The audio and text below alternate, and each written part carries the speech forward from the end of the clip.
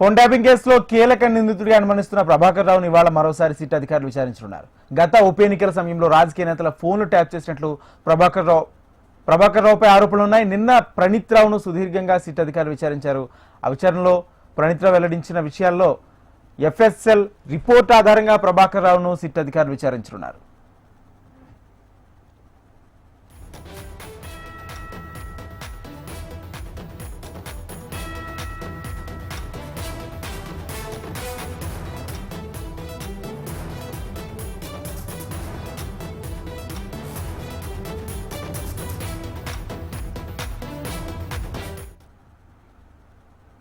Phone tapping కేసులో కీలక నిందితుడిగా అనుమానిస్తున్న ప్రభాకర్ రావును ఇవాళ మరోసారి సిట్ అధికారులు విచారించనున్నారు. గత ఉప ఎన్నికల సమయంలో రాజకీయ నేతల ఫోన్లు ట్యాప్ చేసినట్లు ప్రభాకర్ రావుపై ఆరోపణలు ఉన్నాయి.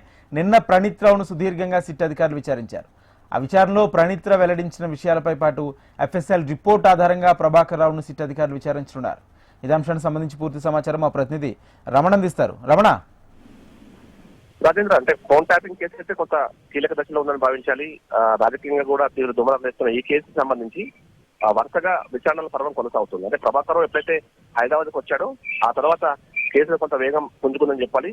దానిలో భాగంగానే ఆల్రెడీ 2 సార్లు ప్రభాకర్ రావును విచారించారు. మళ్ళీ ఈ రోజు కూడా విచారణకు పిలిచారు. అయితే ఇదంతా జరుగుతున్న క్రమంలోనే నిన్న ప్రణీత్ రావును విచారించడం ప్రాధాన్యతను సంతరించుకుంది. ఎందుకంటే ప్రణీత్ రావు డిఎస్పీగా ఉన్నారు. ఆయన ముఖ్యంగా అప్పుడు పెద్ద మొత్తంలో ఈ ఏవైతే ఫోన్ ట్యాపింగ్ సంబంధించిన వ్యవహారాలు, హార్డ్ డిస్క్ లను ధ్వంసం చేసినట్టుగా ఆరోపణలు ఉన్నాయి.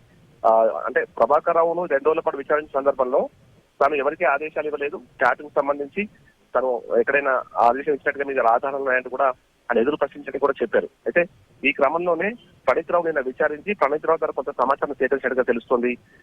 అదంతా కూడా ఈ రోజు ప్రభాకర్ రావు ముందు పెట్టి మళ్ళీ ఆయన క్వశ్చన్ చేసే అవకాశం అయితే ఉంటుంది. ముఖ్యంగా చాలా మంది పొలిటికల్ లీడర్స్ అప్పుడు ఉప ఎన్నికల సందర్భంగా కొంతమంది బీజేపీ సంబంధించిన నాయకుల ఫోన్లు ట్యాప్ చేసినట్టుగా ఆరోపణలు కావచ్చు. ఆ తర్వాత ఈ మొత్తం డేటాను ధ్వంసం చేసే ప్రయత్నం కుట్ర జరిగింది, ఆ కుట్రకు ఎవరు కారణం, ఇలాంటి అనేక ప్రశ్నలు ప్రభాకర్ రావును ప్రశ్నించే అవకాశం. నిన్న ప్రణీత్ రావు తన పై అధికారుల ఆదేశాల మేరకు చేసినట్టుగా విచారణలో తెలిపినట్టుగా చెప్తున్నారు. అంతా ఈ రోజు మళ్ళీ ప్రభాకర్ రావును ప్రశ్నించే అవకాశం అయితే కనిపిస్తోంది. మొత్తం మీద ప్రభాకర్ రావును ఈ రోజంతా కూడా విచారించే అవకాశం ఉంటుంది. ఆయన చెప్పేటువంటి ఏదైతే విచారణలో వెల్లడించే అంశాలను బట్టి ఈ కేసు పురోగతి సాధించే అవకాశం, అంటే ఈ కేసులో మరింత ముందుకెళ్లేందుకు చెట్టు కొంత దూకుడుగా వెళ్లేందుకు అవకాశం, అంటే దోహదపడే అవకాశం అయితే ఉంటుంది. మరి వచ్చే రోజుల్లో కేసు కొంత సంచలనంగా మారే అవకాశం లేకపోలేదు. చాలా మంది పేర్లు ఇప్పటికే వినిపిస్తున్న అప్పటి అధికార పార్టీకి సంబంధించిన ప్రభుత్వ పెద్దల ప్రమేయంతో అందులో జరిగినటువంటి ఆరోపణల నేపథ్యంలో ఇప్పుడు ఈ కేసు ప్రాధాన్యత సంతరించుకుంది. మొత్తం మీద ప్రభాకర్ రావు ఈ రోజు విచారణ అయితే చాలా కీలకమైన భావించాలి. నిన్న ప్రణీత్ రావు చెప్పిన దాన్ని బట్టి బేస్ చేయడంతో పాటుగా ఆల్రెడీ ఎఫ్ఎస్ఎల్ రిపోర్ట్ లో వచ్చిన ఏదైతే ఆల్రెడీ ఎఫ్ఎస్ఎల్ రిపోర్ట్ లో మొత్తం పూర్తి స్థాయిలో ఆ డేటాను అంతా కూడా మళ్ళీ ప్రిపేర్ చేశారు కాబట్టి దాన్ని కూడా బేస్ గా చేసుకుని ఈ రోజు పూర్తి స్థాయిలో అయితే ప్రభాకర్ రావు విచారించే అవకాశం అయితే కనిపిస్తుంది. Rajendra, thank you Ramana.